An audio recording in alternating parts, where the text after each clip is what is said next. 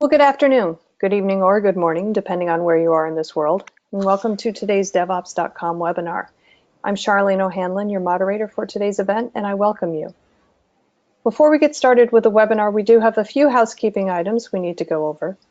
First of all, today's event is being recorded, so if you miss any or all of the event, you will be receiving an email with a link to the event on demand, so you can access it any time. And we are also taking questions from the audience. So if you have a question for any of our panelists at any time during the event, just use your control panel, submit your questions, and we'll take hopefully about 10 minutes or so near the end of the presentation and go through those audience questions. Okay, let's move on forward with our webinar today, which is Cloud Migration, Solving for Growth with Containers and DevOps on AWS, how LendingHome builds scale, control, and agility. Our speakers today are Donovan Bray, who is the Senior DevOps Manager at LendingHome, and he's being accompanied by Juan Villa, who is the Solutions Architect at AWS, and JT Geary, who is CEO and co-founder of nClouds. Welcome, gentlemen. Thank you all for being here today. Thank you. Thank you for having us. Great, great. Well, before we get started, I want to go ahead and turn things over to JT, who's going to give us a little bit of information about this particular webinar series. It's part of the 5 C's series. So JT, why don't you go ahead and take it over, and then Donovan, why don't you take it from there? Great. Yeah. So basically, we started the series, the 5C series, to share our experiences and best practices that we learned while working with our customers on CI/CD, containerization, or building a better culture, or maybe when we are migrating them to cloud. So we already have 2 of these webinars before, and today's webinar is with LendingHome. I'm very excited about the webinar today because we've been working with LendingHome from almost a year and a half. There's a lot of lesson learned, so we really hope that you find this information useful. So Donovan, I think it would be great if we can set the context and give people a little bit more background, tell us more about LendingHome, and talk about what did the infrastructure look like prior to the AWS migration. Okay, well, thank you, JT. My name is Donovan Bray. I work with LendingHome, and this slide lets us know kind of what some of our achievements have been recently.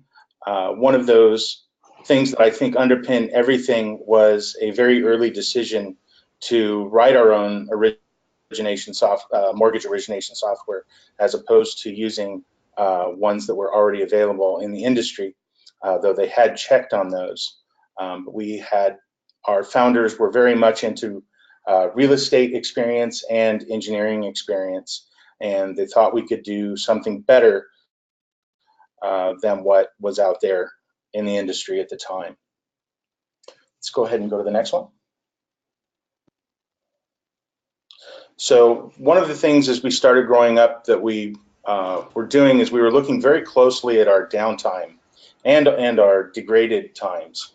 And we had our own issues with our own software and development. We were making changes to our software development lifecycle, and we were addressing the things that we were introducing into the system that were breaking things. But when we took a holistic list of the other contributors, this was started back in 2016, one of the first things we identified was Cloudflare, which was very easy to get started with. It's really good bang for your buck to have CDN, DNS, WAF all bundled together. But what we were seeing is Cloudflare started to begin to be one of our biggest contributors to downtime in 2016 when we counted everything. One of those problems being that it's DNS, CDN, and WAF all together. You can't separate them. One of the big issues that we had in 2016 with Cloudflare that was a number of hours of downtime was they were actually hit by a leap second bug in their own code. And that was a surprise, but that's when we started looking at switching an architecture to solve those problems. When we replaced Cloudflare and we reevaluated again, we looked at the same list of contributors, and Heroku now topped the list. one of the biggest things through 2017 was some issues with the routing mesh. In Heroku's parlance, those are H10 errors. If you look up a description of an H10 error, it's not really says routing mesh, but that's what it is. And another issue that we had with Heroku looking at it was all the data on Heroku in the public side is stored on US East 1. So it's a single region, and there really isn't an option to have a secondary one. So that's what started our migration from Heroku to AWS.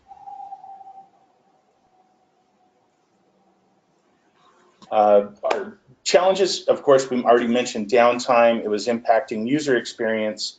But the big thing with our company is we're our biggest own customer of our software. Again, because we wrote our own mortgage origination system, we have internal SLAs, and when our software doesn't work, our analysts don't work, and all of operations are affected. So it's not just the piece that consumers see that we're affected by. Again, discussing Heroku's being that huge black box, the most frustrating thing with those H10 errors were that it wasn't a problem within our code, and there wasn't a way we could architect around them. It was a problem within Heroku itself, and you're just in a situation, I have to wait for Heroku to fix this. Yeah, that's fine. As FinSec and a loan mortgage originator, you can imagine we're also increasing in regulatory and audit compliance. There was always this question of where's your second data center? And that was really hard to answer with Heroku because there wasn't the ability to create like a second region like there is in AWS. I do want to specify that this, when we were looking at this, it was public spaces. There's no second for public spaces. Heroku does have a product now called private spaces.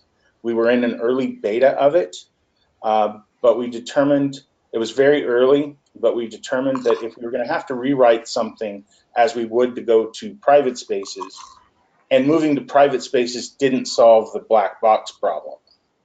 So that's, again, why we chose to go directly to AWS. And the other reason we chose to go to AWS is we already had some ETL processes and back-end processes that were directly in AWS. So we were already somewhat familiar with getting into AWS. There was, again, with the regulatory audit compliance, one of the downsides of using Heroku is your databases are still public. It uses some obfuscation to make them hard to find. Of course, there's usernames and passwords, but the actual port is still public, and that made a few people uncomfortable. Another thing is we had some applications that were services that had no reason to be on the public internet. The only reason they existed is for our own applications to call them. But being in public spaces meant your only option was to have them public. So people could come knock on the door. Again, we had authentication, but our preference would be to move that behind a VPN. Another odd thing with Heroku that works for you and against you is their idea of the third-party service add-ons. So if you want New Relic on your application project that you created in Heroku, you can just add New Relic. And then every member in Heroku that you already have plumbed, all of your engineers, can then just SSO to a link into New Relic, which is great for getting people in it. The downside of that is all of those services, when they SSO'd in from Heroku, were by default administrators. So if you wanted some engineers to be able to have access to your Heroku project, but you wanted to keep them out of administrating New Relic, for example, you couldn't do that.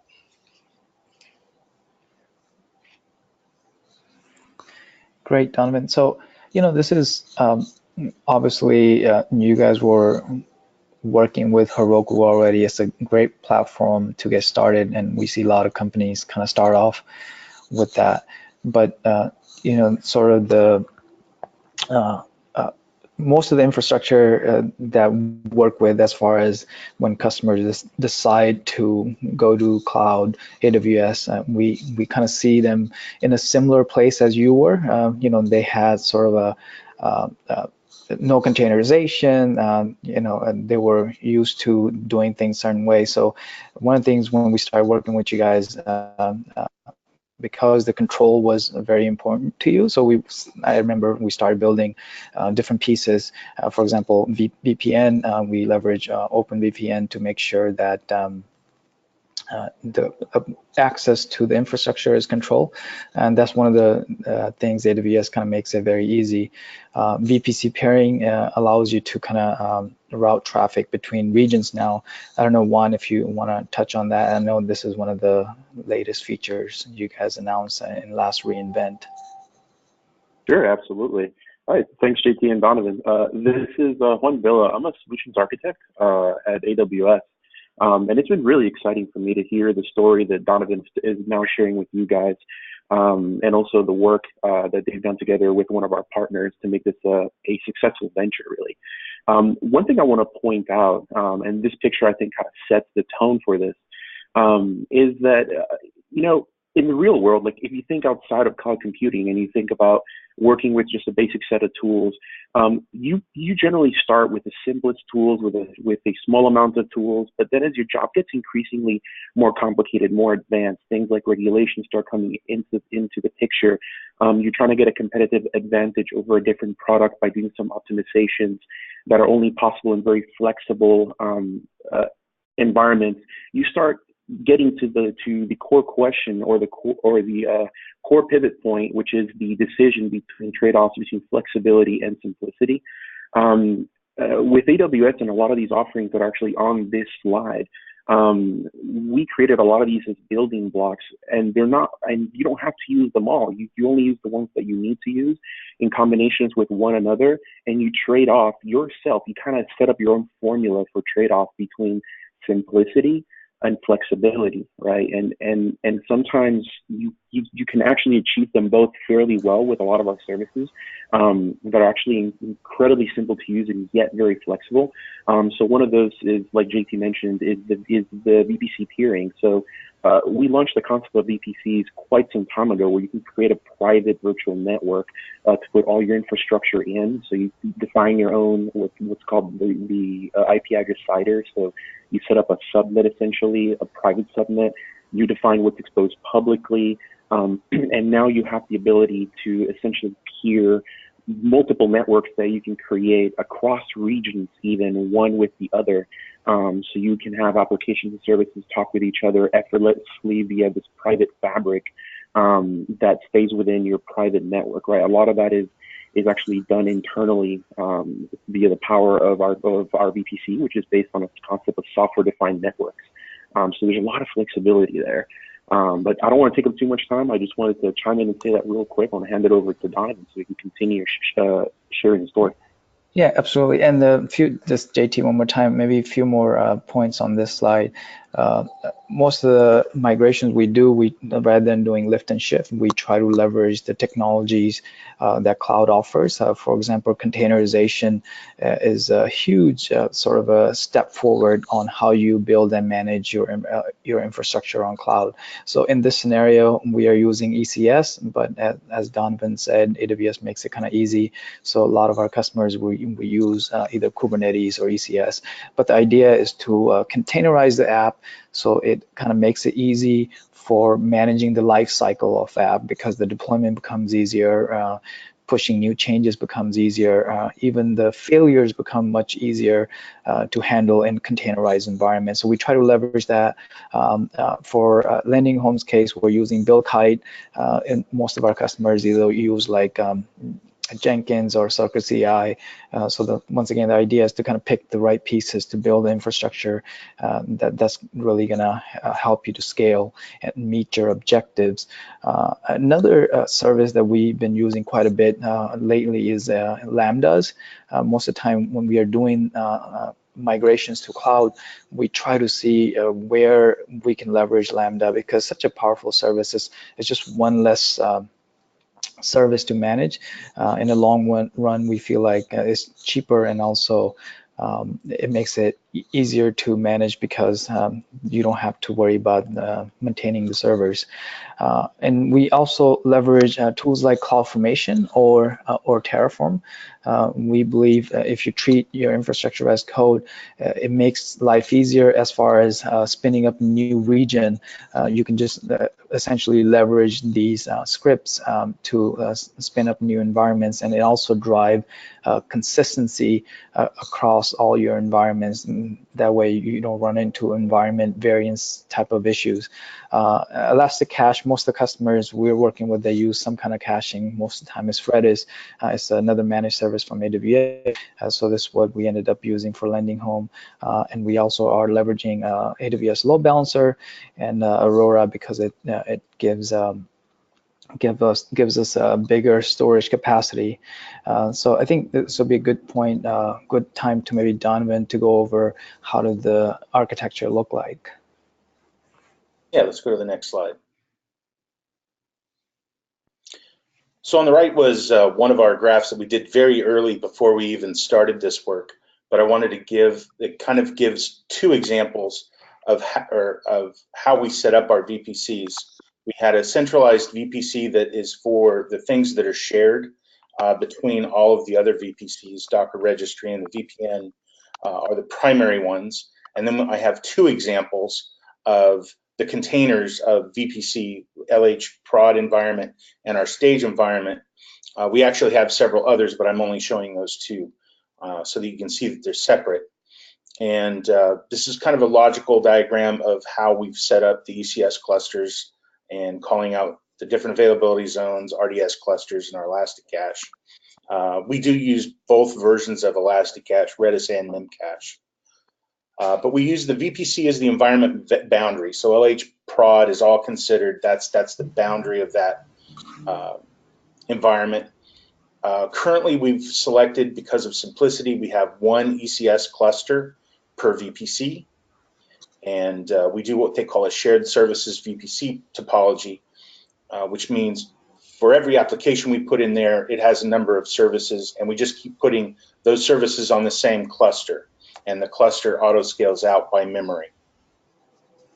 We also have a secondary concept in that we have a variant, which is a matched set of applications.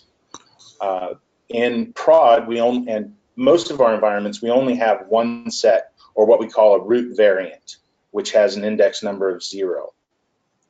Where that comes into play is in our LHQA environment, where we use the same concept, but we have multiple copies of those matched applications. And that's where a lot of our feature development work and preview happens. So each of the variants that we have, we've got 6 different applications that are comprised of one variant. And of those 6 applications, you have the web server, we've got a scheduler, we have a number of async workers of different types. So for any one variant, we have about 35 services running on the cluster. Our largest cluster, as an example, is that LHQA cluster, where we have 25 copies of our software running,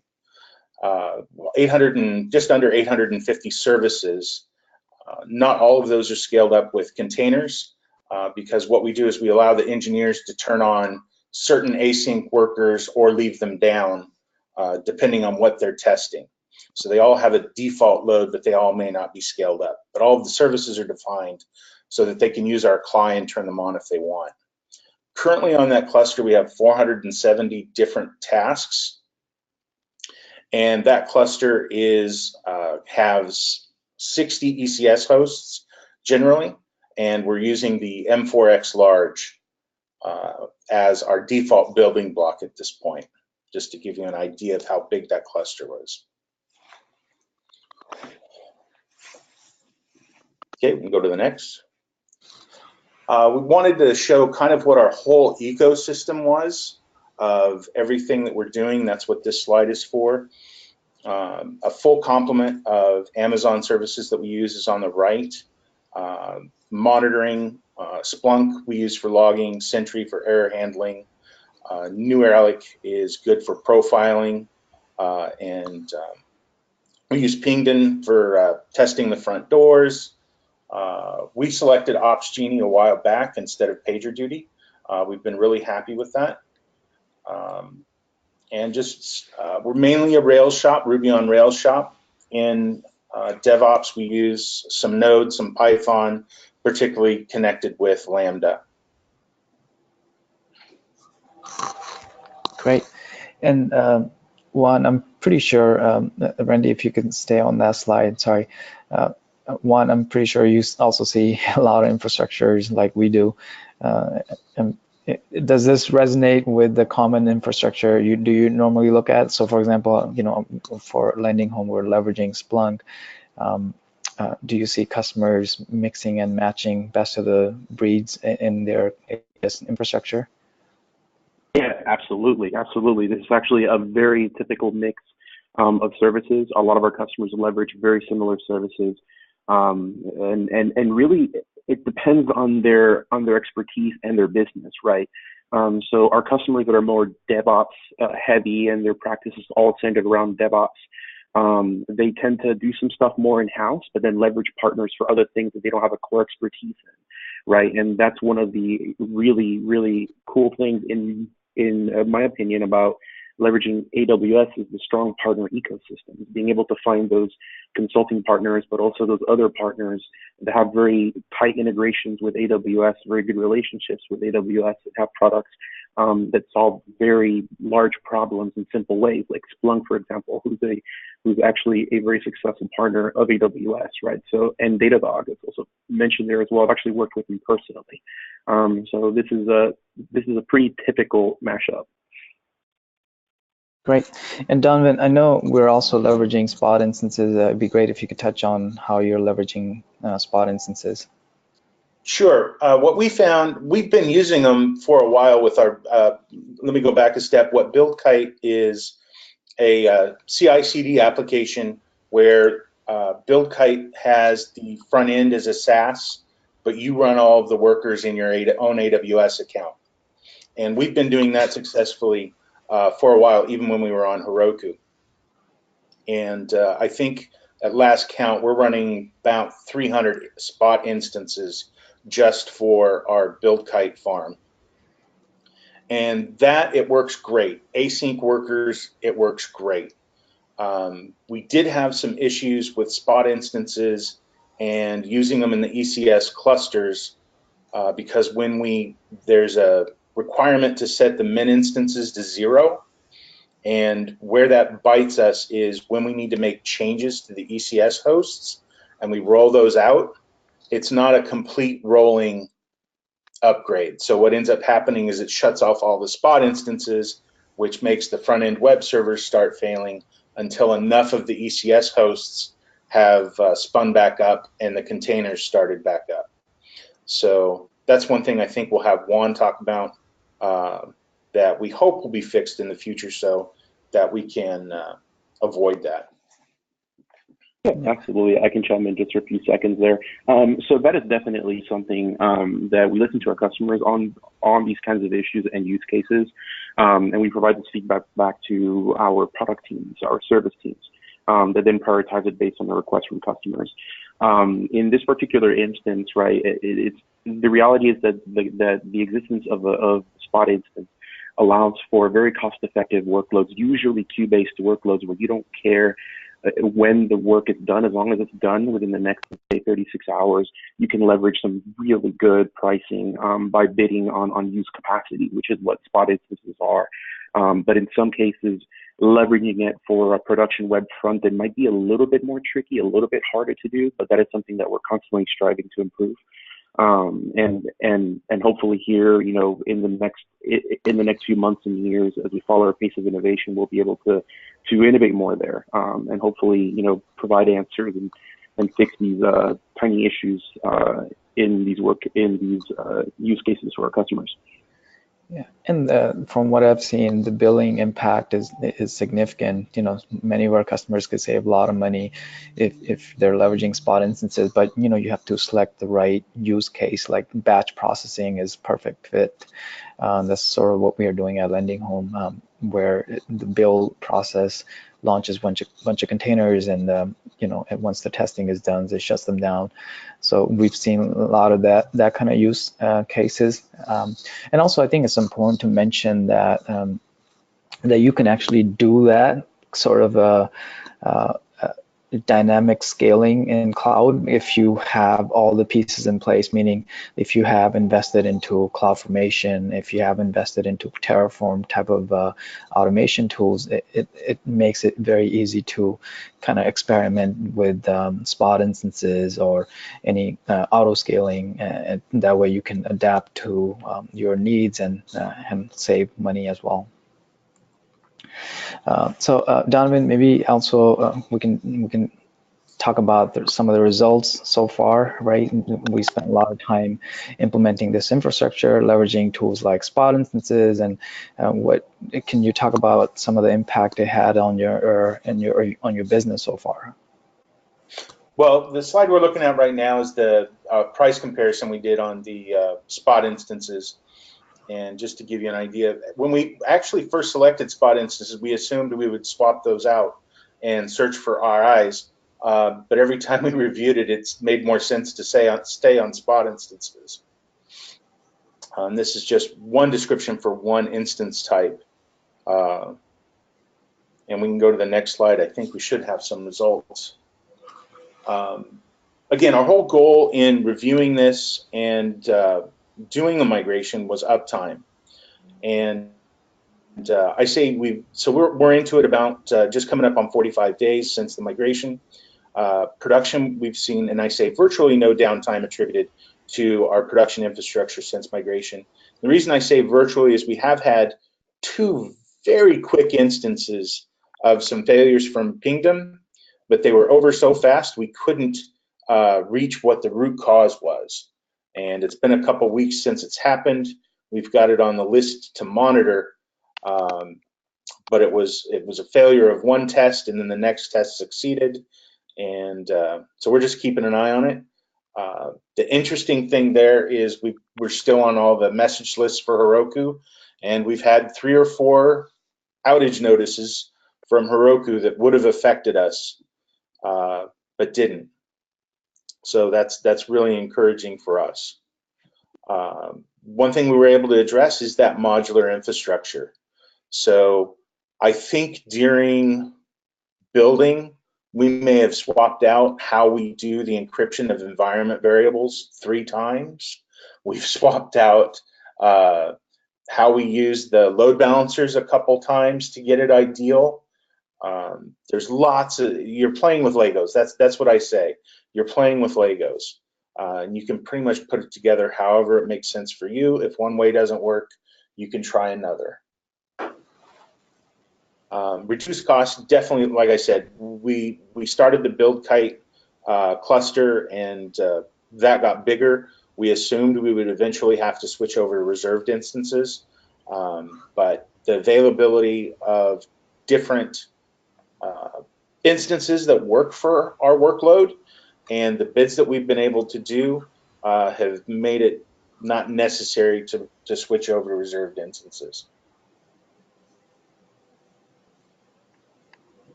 Performance has been a really good, surprising actually, even though we did some load testing ahead of time. One of the things that we did is we switched from Heroku's built-in Postgres to Aurora, and that it's published as like a 3.5% faster performance. I don't know about that. I didn't calculate it, but we have seen a significant performance increase from the Aurora servers. The front end index that we kind of use month to month that measure, and we've been steady at 3.11 prior to the migration, dropped to 2.92 seconds, which is actually significant for speed index. Speed index, if you look it up, it's a compound index for trying to say how fast your pages are useful to the end user. We were also able to improve our security. So we now have applications behind the VPN that shouldn't be public. Our databases are all behind the VPN.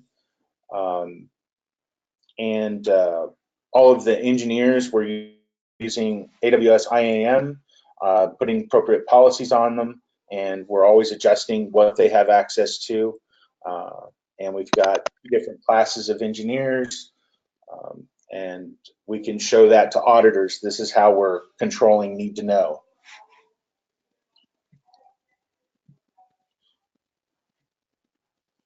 This is some shots of our just performance. There are two, the left side and the right side. The left side are all our, these are from New Relic, by the way, which is fantastic for profiling. You can see all databases overview and total database operations by query time. The before and after is significant. On the right-hand side is one of our biggest async jobs that goes off every 4 hours. And you can see before on the left-hand side that the jobs were actually running so long they were running together. Once we did the migration, you can actually see the nice little sawtooth peaks as each job can get done before the next job starts.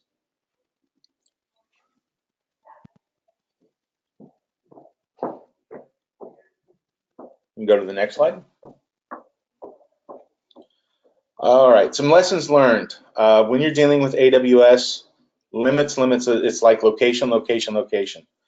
There are limits everywhere. You have to take them into consideration while you're doing your design. If you're adjusting a limit and you want to be in multiple regions, adjust that limit in both regions at the same time, even if it's just a passive region. That will help you when you're actually spinning up that passive region and then not getting choked because you don't have enough instances. There's throttle limits, there's number of instances limits. Some are negotiable, some are not. One of the limits that we ran into was the number of services on a single ECS cluster, particularly on our LHQA environment. So we had to plead a little with that one.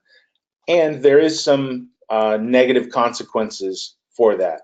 So when we go into the Amazon console, for example, on that particular ECS cluster, we can't see all of the services and tasks. And even if you search for them, you may not be able to find them because it's not in the pagination behind the scenes. So we have to use still some CLIs to investigate how many we have. So it's not without cost, but we were able to do it. I've already mentioned that we rebuilt several pieces of this 3 different times or so, depending on which area we were in, to optimize it. And there was never a situation where we just couldn't change something. One of the biggest things that I think is interesting about this migration that we've done than I've done in the past, it's not like coming out of a United Layer or a Rackspace or something when you're in Heroku. Heroku is great. We wouldn't be here where we are within as few years and have done as much engineering if we didn't have Heroku. It is a fantastic way to start your infrastructure. But you have to realize that all of that DevOps that Heroku does for you is going to make getting out of Heroku more difficult. And luckily, we were at a point where we have a couple DevOps engineers, and we contracted with nClouds. So that gave us the support we need to build our own tools to replace what we were going to be missing when we left Heroku.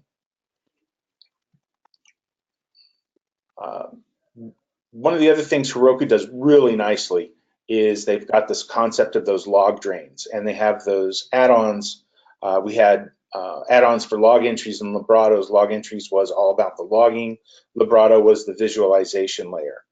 So when we moved over to AWS, one of the things that we lost were those log drains and the direct integration with log entries in Librado. So to replace that visibility, we brought in Datadog, and we evaluated a number of options and brought in Splunk that is now handling kind of the job of log entries in Librato and creating visualizations for us. One of the things that caught us by surprise is we had planned on using the database migration service, which early on seemed promising.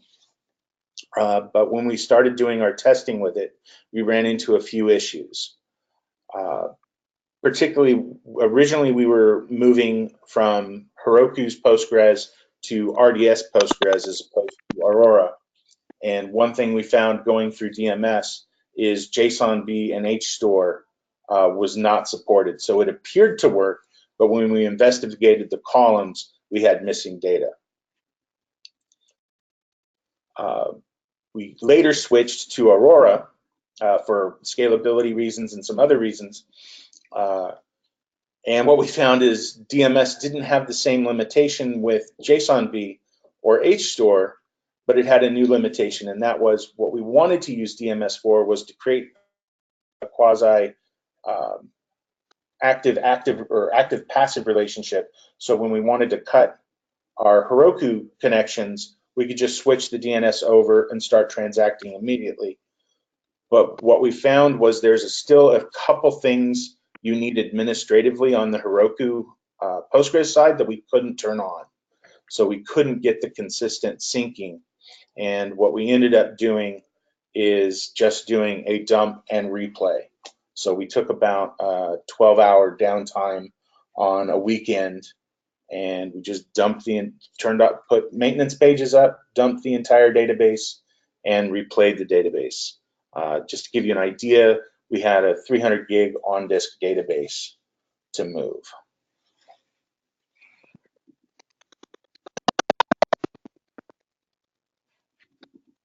Next slide.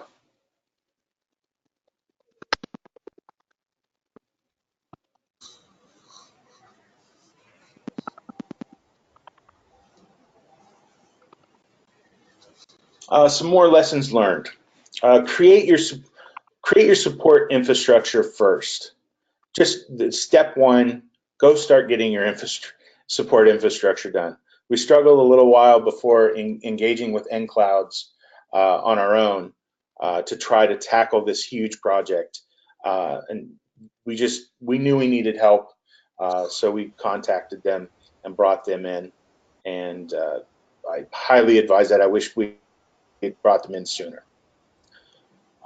Another big thing that we did, primarily because we were coming from Heroku that did so much, we had also written some scripts already that did some things our engineers were used to. And we started augmenting some of those scripts with the same things we were doing in AWS. And it evolved into a really nice layer that we ended up depending on, because you can't really just say, I'm not using Heroku tools anymore, I'm going to use the AWS CLI, because many of the things that the Heroku tools did would be multi-step calls. You need to know variables. You need to feed things into different API calls. It's much more granular. So we started building our own scripts to control all of that, to bridge all of those gaps. And that turned out to be very successful. Another thing we did is we created a little CloudFormation Lambda framework. So in our CloudFormation scripts, we can call Lambda applications and get information back to CloudFormation. A couple things we do is our DNS, we had previously put in DNS made easy, and easy DNS is our secondary. So when we need a DNS entry created for some of the infrastructure, CloudFormation calls Lambda. Lambda does the API call against DNS made easy and returns it to CloudFormation. It's also involved in our IP plan. So all of our VPCs are set up identically with the same breakout of subnets.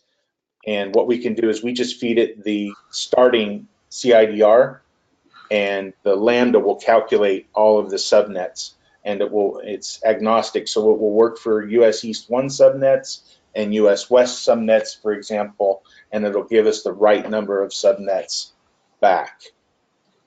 Another thing I've got to Another slide on is segregating your cloud formation templates. One of the first stabs we took at it was this huge monolithic cloud formation script that made all of the infrastructure, it made the applications, and the biggest problem with that is if any one little thing fails, the whole thing rolls back.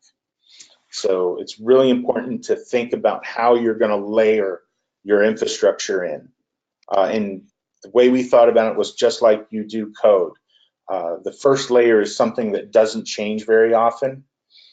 You don't want it the other way around. You don't want something that changes often and then things depending on that. Important thing we did do at the very beginning, and I highly recommend you do, is a comprehensive IP plan.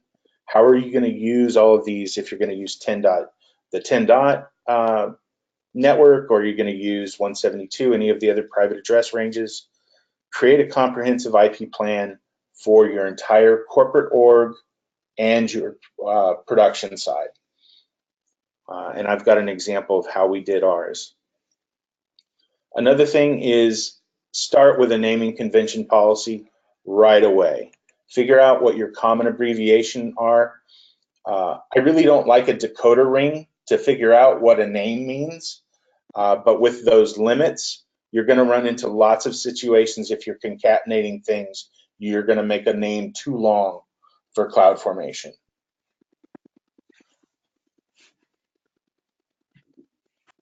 Next slide. So this is how we segmented our CloudFormation scripts. We had basically these four concepts. The stack is the network, the cluster. We use EFS for a few things, the web application firewall, and we do use nested stacks in these individual segments. For example, the network stack has nested VPC subnets, gateways, NATs, and all of that type of thing. But the important things our script does for us is once you create the stack and that cloud formation, when we go to run the application stack, we take all of the outputs that were created with the stack and feed that into the application. Then we run the application cloud formation. Then we get to the variant, which is again that collection of applications. So we feed, when we run the variant, what we're actually doing is feeding all of the stack variables, then all of the application outputs into the variant, push it out, and then our deployment scripts do exactly the same thing. They take all the stack outputs, add the application outputs, add the variant outputs. So by the time you're doing deployment and creating services and tasks, you have all of those variables available to you. We don't use the exports generally because that starts locking you into not being able to delete infrastructure.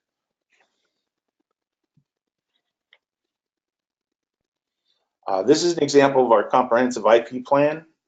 These are just some screenshots of pieces of it.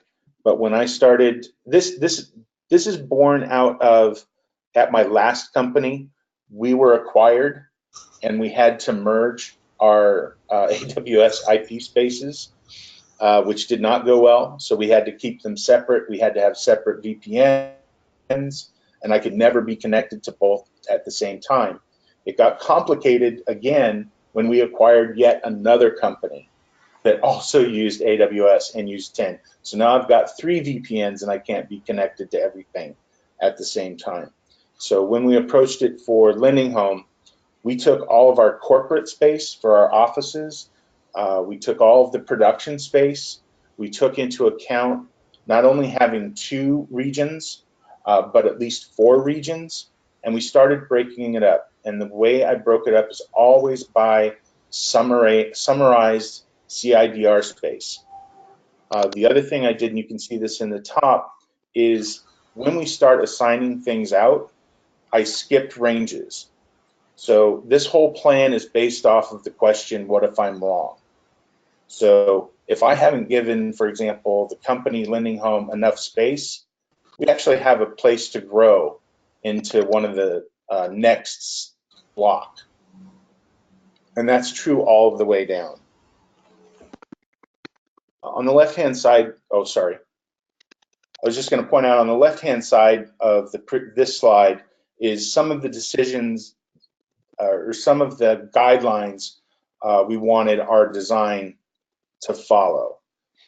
So this is going to be very unique for your company, but as long as you do a plan, whatever the plan is, stick to it religiously.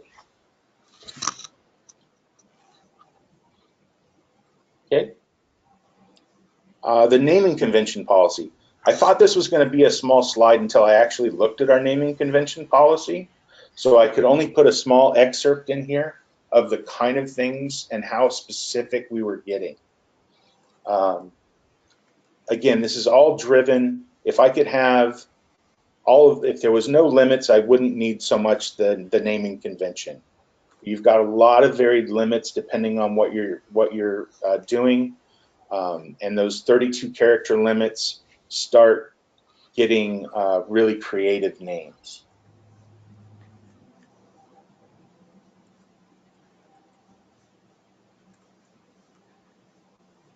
So what's next? Well, one of the ideas was we wanted that second region. That's where we started.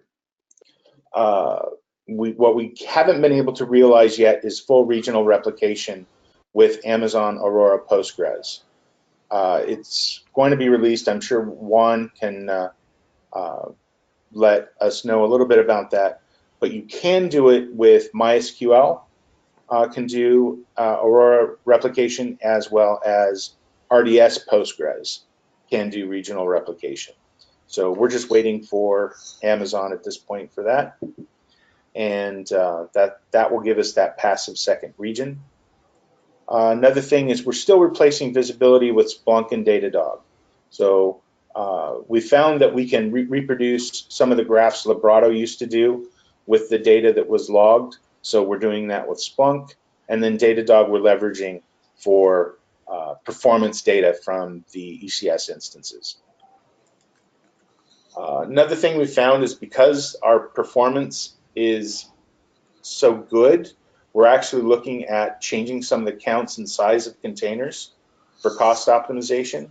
One of the things we're looking at is, can we use larger instances and put more containers on them, because that affects vendors like New Relic, who license by the host and they essentially ignore containers. So if I can take that big 60 instance cluster and make it down 45, 30 instances, I can actually have savings up beyond what I can save with AWS. And like I said, we've been building a baseline. We're now about approaching 45 days, so we're going to start looking at doing reserved instances for where we're not using spot instances.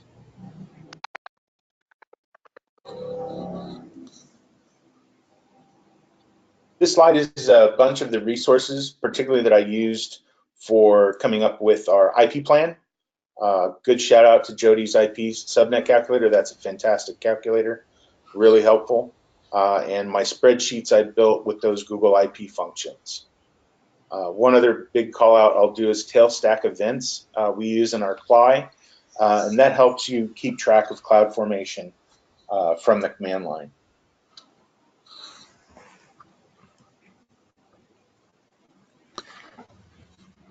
This is great, Donovan. Thank you so much for sharing all this information. I'm sure anyone who's thinking about moving to AWS, whether that be from Heroku or just from on-prem infrastructure, all this information that you shared around like naming, how and where to use spot instances, how you can use containerization, and in many cases, like you mentioned, New Relic, and hopefully save costs because you can just put a lot of containers in on a single host, and also sharing your thoughts on limits.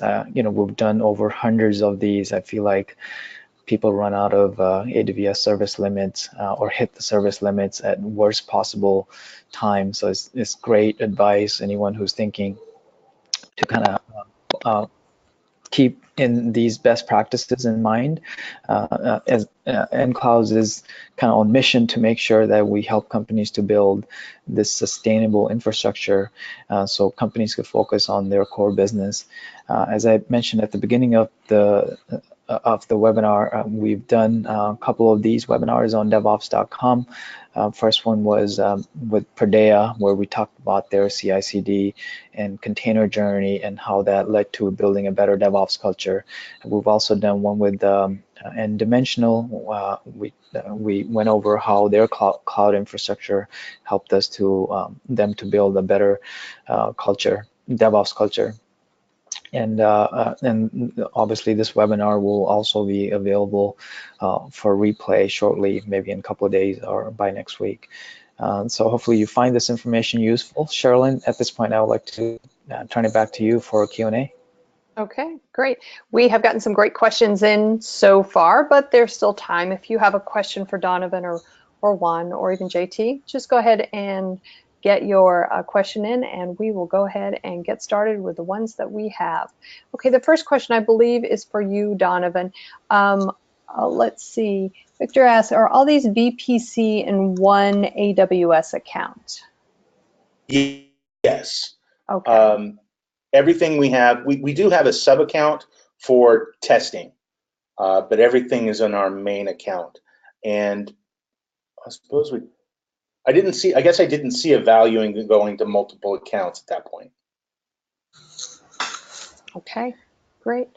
Next question, actually also from Victor. Can you use multiple accounts? I mean, is that a possibility? Let me leave that to the Juan, but I think you can do cross account VPCs. Yes. So it's pretty typical for some of our more enterprise customers. They tend to start with one AWS, what's called a master account. That's just an internal labeling that we use to refer to it. It's not a special kind of account. Any AWS account can be a master account. And then our customers will leverage AWS organizations to create a number of children accounts underneath that master account. So you can have, if you have a large corporate environment, then you can assign, one or more accounts to every division within a large enterprise. And all the billing can roll up to one master account, also known as the payer account, which simplifies billing, but you still retain the ability to look at the account by account, service by service, essentially minute by minute billing detail. So the flexibility is there, and you can connect the infrastructure between accounts as well. So there are mechanisms that you can leverage, and we have some partners that do really great stuff there as well to connect accounts and even have like a partner environment VPC connected to a customer environment to access a partner service without traversing the internet, but staying within the AWS IP fabric. So there's a lot of advanced networking techniques and services and features that are available to facilitate multi-account sort of workloads. And one additional caution is your comprehensive IP plan is going to be extremely important to keep that straight if that's your plan. Okay. Yep, I agree with that. It's really hard to change your IP address decisions and subnets after the fact. So be very mindful at the very least of the IP addresses that you're using in your corporate environment. Make sure you don't have any overlaps with your AWS environment at the very least, right? That's just one of many things that you guys should probably plan for, because you never know when you might want to use a direct connect or a VPN and connect your AWS resources to your corporate environment, and you do not want IP address conflicts when that happens. We do have customers that find themselves in those places, and there are ways around it, but they're very complicated. And if you can avoid it entirely by doing proper IP address planning, like Donovan says, then that's the 100% way to go. Okay, great. We have another question here that maybe along the same vein. Ladian asks, why did you decide to create only one large ECS cluster instead of using multiple clusters? I imagine some of the issues are the same or very similar. That's a great question. So two theories. One, simplicity. And two, I mentioned I do a lot of decisions based on what's my backup plan. So I went with simple first, and if that wasn't going to work, we actually had a plan to do multiple ECS clusters for like each application if we had a problem. Just turns out that we only had one real problem, and that was the service limit on any particular ECS cluster. And I'll say other thing about limits is definitely get AWS support in some way, shape, or form before you start something like this. That way you can, when you approach a limit that is, quote, a hard limit, you can actually start a conversation like we did with that service limit with AWS, and they were able to lift that for us. So if that hadn't have worked, then we would have fallen back to multiple ECS clusters per VPC. Okay, great. Next question is from Nirav. What is segment/segregate cloud formation templates, and how do you know when to segregate? Segregate often. So the bigger, here's just the rule of thumb, the bigger your cloud formation script is, the more likely the whole thing is to roll back. And rollbacks are typically slow. So if your cloud formation is just plain doing too much and taking too long to run, that's a sign you should probably break things up. And you should break things up in such a way that you're layering things in. So your first run should create, just like the VPCs, the bare DNS, the building blocks. The next layer should depend on the first layer. And like I think I said before, if you ever have a layer that's changing faster than the layers beneath it, that's a sign you've got it set up incorrectly. One of the things we ran into several points early when we were doing this is there can be places where CloudFormation gets to a point where it can't roll it back without manual help. So that's my suggestion. And you can kind of see in that slide how we broke it up, and that's worked really well for us. Okay. And one other thing I want to add to that real quick is that in addition to reliability, I would say that reusability is another very important reason to segregate your CloudFormation templates. One thing that customers will wind up doing is our customers that are a little bit larger and have dedicated networking departments, they will sort of create the company de facto standard networking configuration for AWS, and they'll define that as a CloudFormation template that developer and DevOps teams can then use as their layer one infrastructure to deploy the networking and then deploy the app on top of that, right? So the networking team took care of defining all the aspects of the network configuration and anything having to do with VPNs and things like that. And it makes it sort of a reusable block that they can then share within the company with multiple teams and standardize on certain aspects of the design on top of AWS, right? So that leads to a little bit more agility, right? So that's what I mean by reusability and breaking that up. All right, great. We are at about 2 hours to the top of the hour, so unfortunately I think that's all the time that we have for questions. If we didn't get to your question, first of all, I apologize, but just know that, that Donovan and Juan and JT will actually get a copy of all the questions that came in, so I'm sure either they or somebody from their organization will be more than happy to follow up with you offline. Also want to remind the audience that today's event has been recorded. So if you missed any or all of the event, you will be receiving a link to the webinar on demand so that you can access it at that point. The webinar is also going to be living on DevOps.com. So if you, for some reason, don't get the link in an email, just head over to DevOps.com and you can access it there. And while you're there, check out all the other webinars that we have on demand and coming up, and hopefully there'll be one or two that pique your interest. Gentlemen, thank you so much for your time today. I do appreciate it, Donovan. It was a really, really interesting case study, and I appreciate Juan's insight also. So thank you to you to you both, and thank you, JT, for also being such an interesting part, an essential part of this webinar. So I appreciate your time, gentlemen, and I wish you all the best. Thank you. Right. Thank you. And as for Have a good me, this is Charlene O'Hanlon, moderator for today's event, and I'm signing off. Have a great day, everybody.